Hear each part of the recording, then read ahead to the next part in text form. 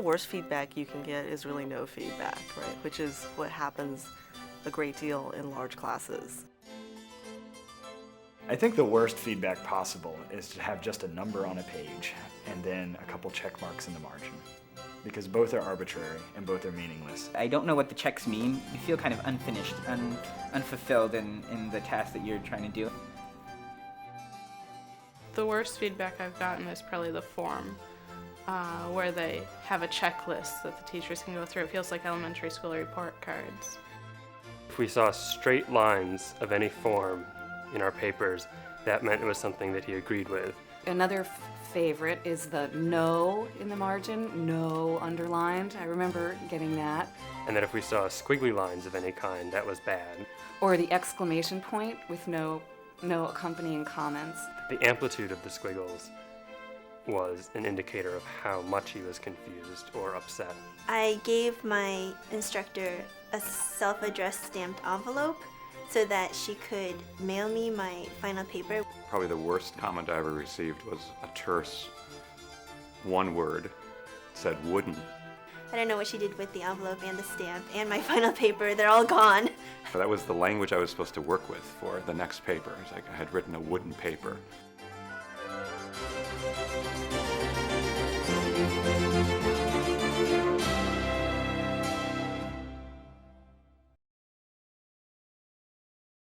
Why is it important to talk about this primary cultural text at all if it's a movie? The last assignment of the semester is asking students to reflect on some of the ideas in the course. I've encouraged them to think outside the box and to go where their interests are. The big challenges in this assignment are probably going to be, I guess, getting an arguable thesis and one that's compelling, one that's fresh. I mean, something that I can, I guess, get across structurally and artistically in probably 4 pages. I encourage them to think about writing as a process. I encourage them to email me with questions. I encourage them to give me drafts to look at. Reading thesis statements, reading outlines, just the basic bare bones, just to make sure you're not on the wrong track entirely. What's the best way to think for me to really condense this into, I can't decide if I want my thesis to go chronologically. She's so approachable, and I feel like she's someone who always makes time for her students. Go to office hours and just show up and ask all these questions. I never felt bad or weird about doing that, and I never had to feel shy about it, and I think that helps a lot when a teacher is so approachable. She would come to my office and say, I have all this material, but what am I going to do with this material? I don't know what to do. What am I going to talk about? And I kept on saying, what do you want to talk about? And so we had this conversation back and forth a couple of times, but I felt that as she worked on it, she started discovering what she wanted to talk about. And that was really gratifying. There was something that my teacher said that even before I'd begun thinking concretely about what to write, that very much shaped sort of the philosophy of my writing process thereafter. And that was, she said, you shouldn't start an essay with something that you know. That is, you shouldn't begin knowing something. You should begin not knowing something. There should be something that confuses you tremendously or that doesn't make any sense to you at all. And that should sort of be the nucleus around which you write a paper. In the beginning of a process, they haven't really formulated from themselves why it's so compelling for them. Why is it personally compelling? Why do they want to work on this topic? And that's how I explain the big burning question. It really has to be burning. It has to be something that you really want to get across. I'm really hoping that when I receive the drafts next week, that I'll see students already well on their way to an idea that they're excited by.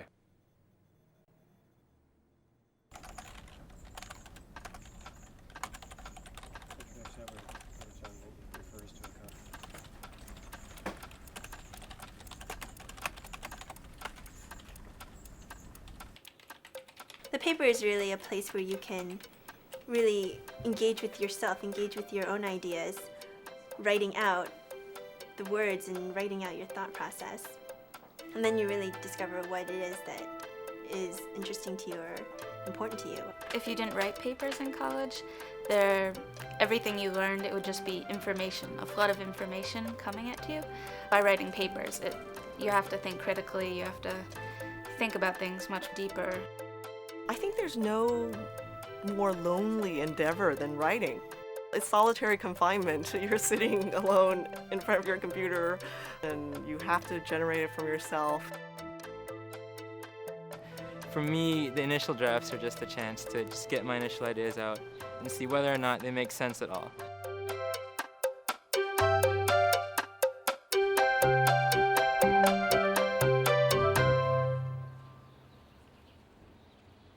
I'm going to have to get them to take a step back again and be, critical, honest with what they've produced on their draft, which is something that always makes me feel a little sad because I have to puncture the balloon and say, yeah, that was a really great start, but now step back and take another fresh look at it and be brave. One thing I'm raising for John is in my end comments is that he has a provocative and impassioned claim to question the reality of the meritocratic ideal. I say, but it's a claim that's difficult to substantiate with just one piece of evidence. As a reader, however, I see something else even deeper and promising going on in the draft that you could develop to bring your revision into sharp focus. And I can best phrase what I'm observing as questions for you. What exactly changed your perception on America as land of opportunity? How did that transformation of your position take place? And just the actual way in which he does this, he's not explicitly telling me I should take this path. He's just giving me some questions which I can pursue and actually come up on my own with a new idea, a new path which I can take. I would say that in general, the purpose of comments on a rough draft is to get the students to think more deeply, to get them to see that a lot of what they've said is first thoughts. And one of the things that I always tell my students is that first thoughts are not always best thoughts.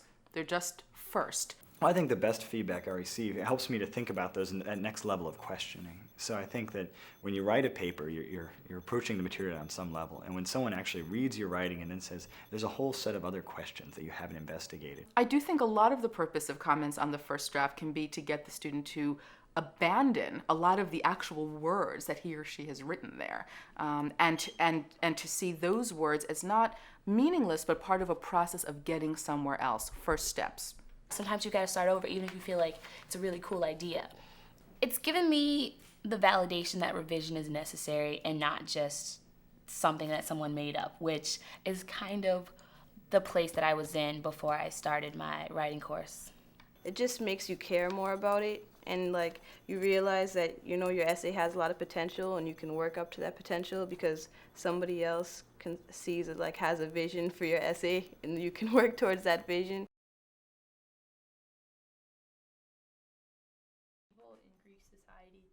At the least, what the Writing Center does is help you clarify your own ideas.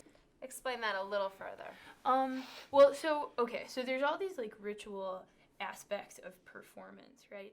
There's value for anyone in being able to discuss with another person face to face what it is you're trying to say. It helps you articulate your own argument. The problems are as general as the student think they are when they ask, is it good? But really they boil down to argument or thesis. That's the number one problem we see here at the Writing Center. Your thesis has to do with the different responses of these different countries to we aren't judging students who come in here, and they know that. So they don't feel quite as threatened coming to us and admitting their weaknesses. So I thought of my experience and I said, hold on a minute.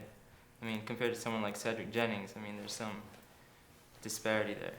So The thing is, maybe people can't. Today we're doing an informal workshop of 3 students' drafts, just a couple pages from each of their drafts, so that we can see how a writer needs to set up what's really important about making the argument, making the commentary that the writer wants to make. I was just, initially I was gonna use this experience to argue that maybe society, I guess, maybe America should be given more credit. Then I realized, looking at Cedric Jennings and my experience in Essay 2, that hold on, something's kind of not right here. So I got some really good feedback from my classmates on what exactly I was doing wrong, what areas I could improve, what areas they liked, and what areas I should keep. And that really helped me a lot. I can definitely say as a writer. in these two paragraphs on page Well, 3, my and roommate not Simway in and the I next are one, in so similar writing courses, so it's easy for me to go to her and ask her to read a draft that I might be working on if there's time. And so she'll read it, and I also read hers in exchange. It's a little hard for us, not knowing the subject, to comment too specifically on the ideas in the essay, but at the same time, by being outside the course, we know it's easier to see from a general point of view what isn't working, what's phrased pretty unclearly. I should actually signal to the readers why I made the change in my opinion. And I mean, I gave that some thought, but then I thought to myself, could that actually be justified in 4 pages? 'Cause I mean, Conferences are the most exciting for me because I actually get to have give and take with the student in a way that writing a comment to them won't necessarily generate. So I'm hoping that students are going to have a real conversation with me, have questions that they want to pose to me, get advice from me. Some students come into conferences very resistant. They feel as though they've already written a good draft, and then I come along and I'm trying to get them to think completely anew about the idea that they were attempting in the draft. Terrific. Yeah, that's absolutely true. And when you're in the middle of writing, you don't always see that you're making that shift when you break up the paragraphs again. I tell them that they're the teacher when they're writing me an essay in some sense, and I want to learn, but I also want to help them teach me as effectively as they can. And that's what I encourage with my comments. I encourage them to bring their ideas into focus and to be persuasive in the way that they present them. I really want to organize a conference as a way of students sharing their ideas with other people who are interested in the topic, but who may not have thought about this or who don't agree with you, but that you can get across what you want to say. They only have 5 to 7 minutes. Each student only has 5 to 7 minutes. They're asked to present the cogent points instead of reading out loud their introduction or whatnot. And I think that for a lot of the students, it's the first time they'll be hearing from other people what's compelling about their projects in other people's eyes. How about, what about other Asians? What was what was your sense of how But it's the process of thinking out loud and with the other people in the class that really make them realize they have to make it clear. When I see the final draft from John, I'm hoping that I'll see clear evidence of his voice. I guess I'm hoping to see a much clearer idea.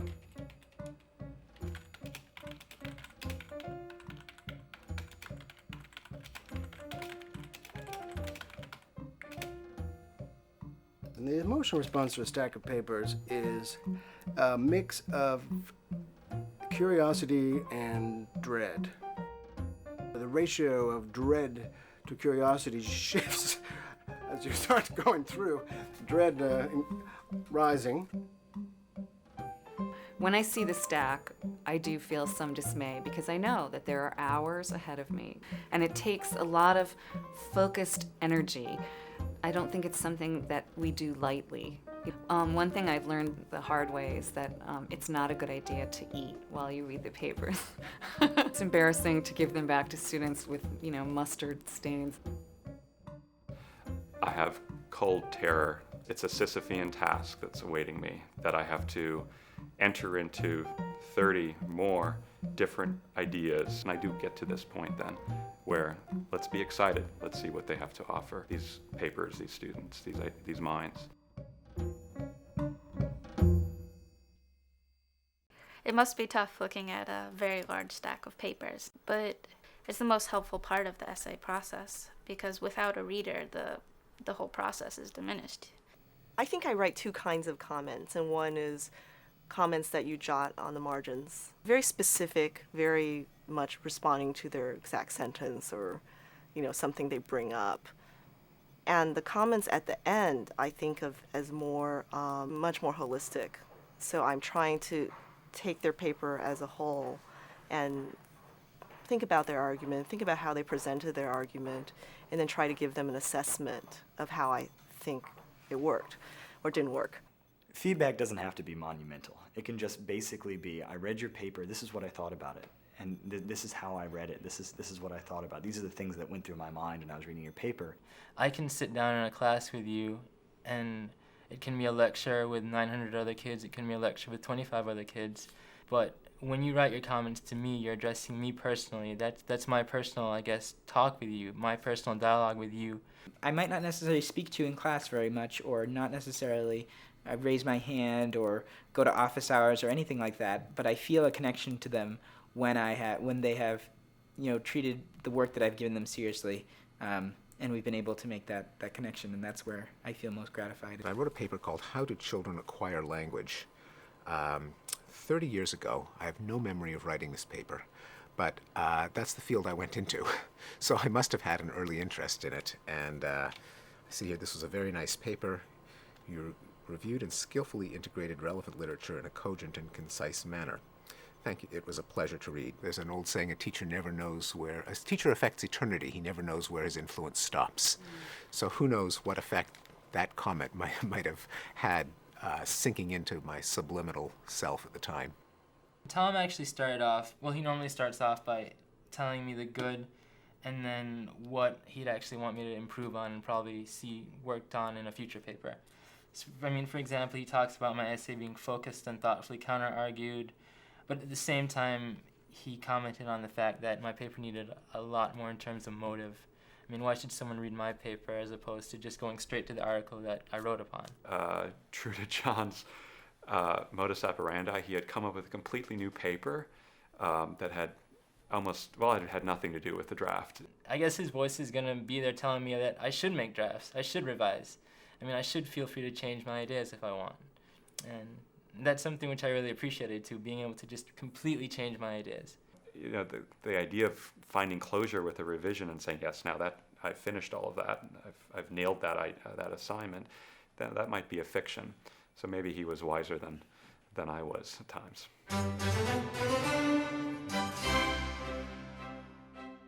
The paper doesn't really end with you turning it in and getting a grade.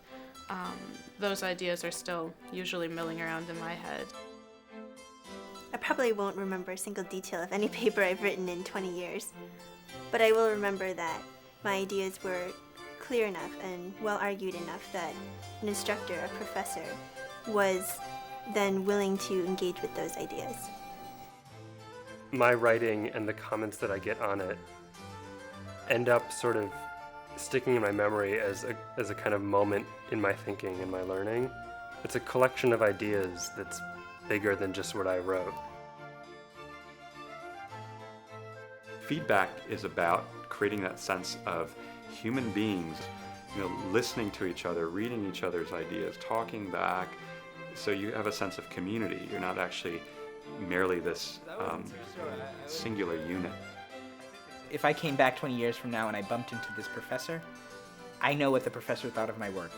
For whatever brief moment in time it was that we connected, our minds connected at this juncture of this paper, and I feel very much indebted to them.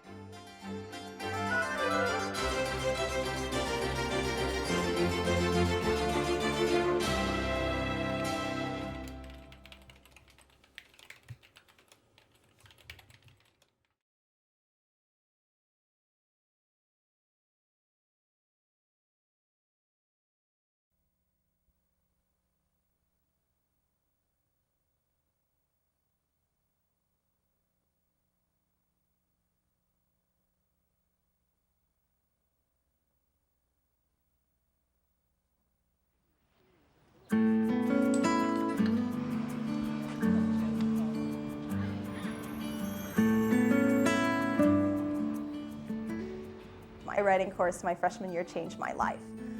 It changed my life more than any other course I took in college. So I feel connected through my writing. And it certainly made me think about things and question things in a way that I never would have done had I not written so many essays. You'll just have certain epiphanies. It's kind of strange, like 2 o'clock, 3 o'clock, even 4 o'clock in the morning, everything just will start to click. I couldn't imagine college without writing now, because that was the time that I really feel that I learned the most. It made me claim the classes, it made me claim the text, it made me claim what I was reading, and I loved it.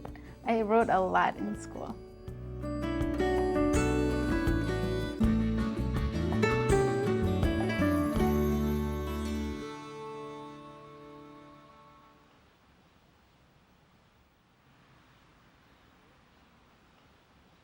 I won an award for Essay of the Year at my high school. And then in my interview, my interviewer looked at that essay and said, well, your writing needs a lot of help, but we have programs for people like you. So in terms of writing, I was probably pretty scared initially and wasn't sure what to expect and shied away even from majors, which were going to require me to write a lot. I was placed into the expository writing 10 is I think what it was called, which is the first. So it means that, you're not there. You need some brushing up. And of course I was like floored. I couldn't believe it. My first meeting for my writing study course with my instructor, we kind of sat down to discuss my essay. She gives me a C+. I was like, a C+? And so I felt coming in, I was already at kind of a disadvantage. I wasn't a very good writer, and I had a lot to learn. But I guess on the other hand, it was really kind of motivating. So in a way, it was, okay, there's actually a lot of room for improvement. About literature, that has to be clearer. And if it's For me, it was really the academic challenge. It was like every student here, how could I possibly have gotten in first? And then second, no, really, I don't even speak English. How could they possibly have let me in? We sort of bring them into this world, at least at first somewhat naked. They haven't really done this before, and asking them to conduct themselves like academics. That's difficult. That's a challenge. I came in as a pretty shy student in terms of what I was going to be willing to contribute to my sections, and then through the writing, I felt a lot more comfortable talking about the issues.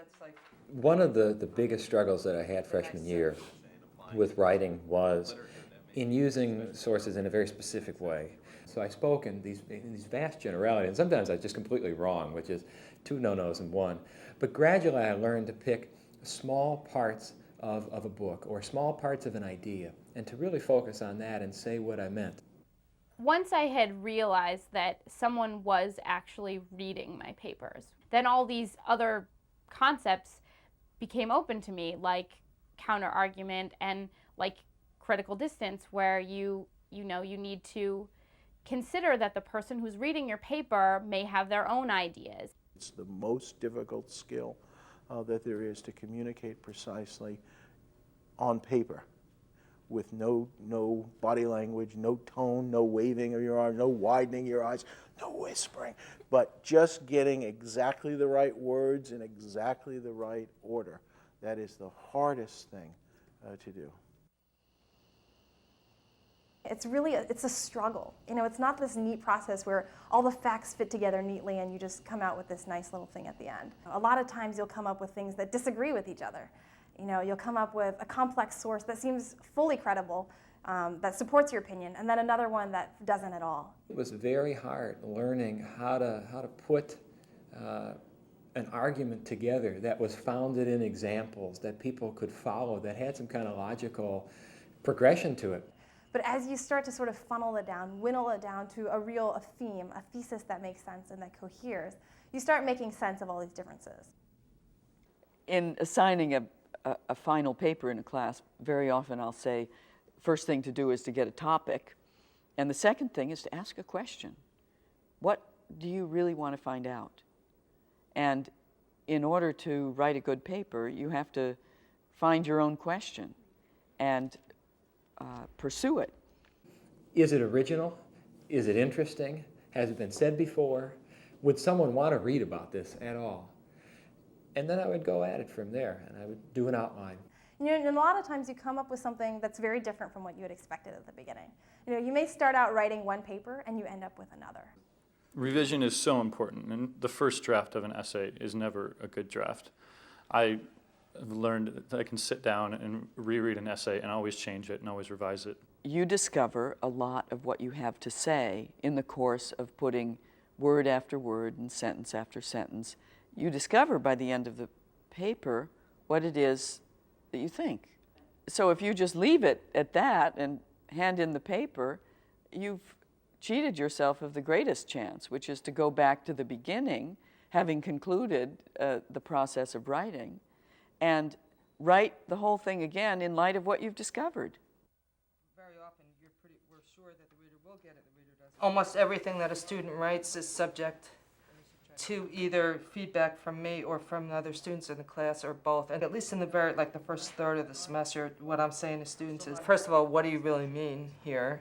And then I very often say, well, do you really mean that? And their faces sort of collapse because, no, they didn't really mean that. They're writing in a way that they think is how they should be writing. So I went into the feedback session. She said, tell me what it was that you wanted to say. And so, I just said it. And then she said, write that. So I rewrote it, and it was very different from the one that I originally turned in. Is that kind of what you're trying to... I wrote one paper on a poem about the Titanic, and I started off with many great things have been said about the Titanic. And when this instructor read it, he said, what are you saying here? Everyone knows this. You just said something that is completely and totally obvious. If it's completely obvious, it's not worth saying in your paper. One of the things I wanted to teach in the classroom was not only how to write papers for me, but how to write papers for each other. And we pre-circulated the draft, so all the students read each other's work. And I think they, in fact, work harder when they're writing for each other. I would get back constructive comments and questions that made me think rather than give up or say, this is overwhelming. He basically said, I think you can try something harder. Make it more interesting for yourself. Pick the thing that you actually care about and is hard for you. Pick the part that's really hard. Pick what doesn't make sense and write about that. Have more guts, basically. Well, I always tell students that criticism is a two-way process, that they're not simply supposed to take the criticism and fix it. They're supposed to think about the criticism and think about it in the context of what choices they made. You can even argue with the feedback. It's not just a correction process. It's also kind of a self-examination process. The first religion course I took in my department, in the comparative study of religion, it was a sophomore tutorial. And the first thing my head of department told us was question everything. When you read an article, what are the author's intentions? What's the author's background? Where do they want to take you? And could you look up those sources, and are they really there? Question everything. It's vital for them not to distrust sources, but to interrogate sources, and that can only be achieved by reading them with great care.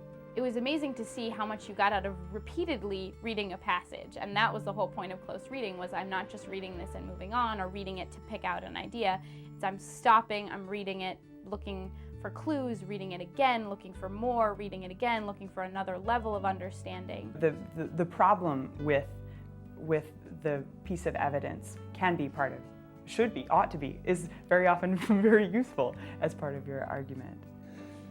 The best document that I ever wrote was my senior thesis. I wrote about wheat on the Great Plains, and I wrote about how wheat was important in settling the Great Plains. And I examined all the old booster literature from the 1830s and 1840s that said, "Go west, young man." And I read through those things, and I saw this theme of wheat appearing again, almost like a religious gospel. And then I remembered back to my own Catholic upbringing and how we would sing in church about unless a grain of wheat may fall. And I started to turn these ideas over in my head, and I said, there's something here. And then I looked at the way railroads were set up and the way the transportation corridors were built onto the plains and how they were built around wheat and in making it easy to get this commodity to market.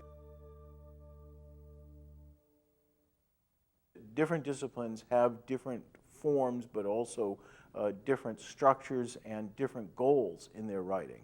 Philosophy writing has such a different style than historical writing and English writing, and I guess learning a different style is also part of considering an audience and considering what types of questions are appropriate.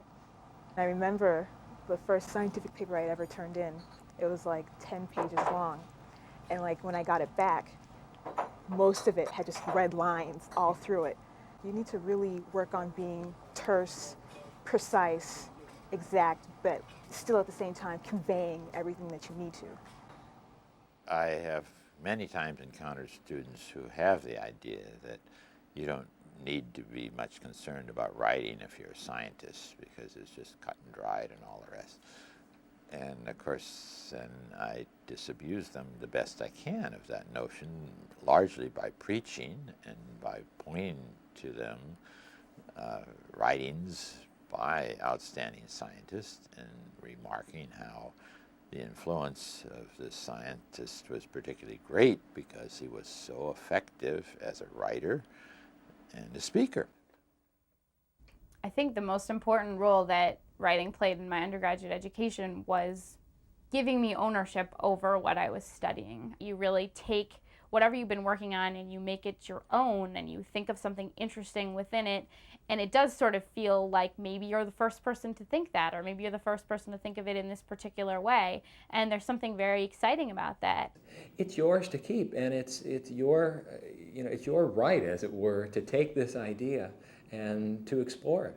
And if you do it well, then you can hold it up afterwards and say, I think this is a reasonable argument. It's up to you now to prove that this is not reasonable or that this is wrong. I took many courses where conversations and the lectures were really, really great, but you forget those over time. Whereas when you put things on paper, you can go back to them all the time and look at them and remember issues that really moved you or that really interested you, and essentially you kind of engrave your thought.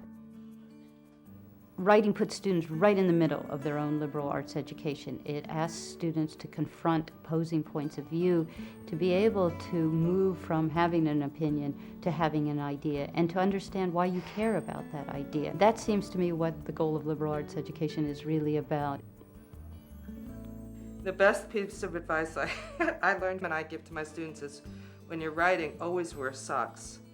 Writing is so lonely and difficult and challenging, so you should make yourself as comfortable as possible. Everyone who writes understands you don't know what you think until you write. The part I really enjoyed was being able to get to that, what feels like core, and being able to fight with it and commit it to paper. Sometimes I couldn't quite do it, and for example, yesterday I was working on my master's thesis and I just got to the conclusion and said, I just can't write this right now. And then this morning I woke up early in the morning and I sat back down. I got into a rhythm and kind of got through it. It was almost a dynamic process. In some ways, something that's coming from you, but at the same time, there's almost something that can push back against you, you can react to, and that then turns around and shapes you, which is a pretty amazing process.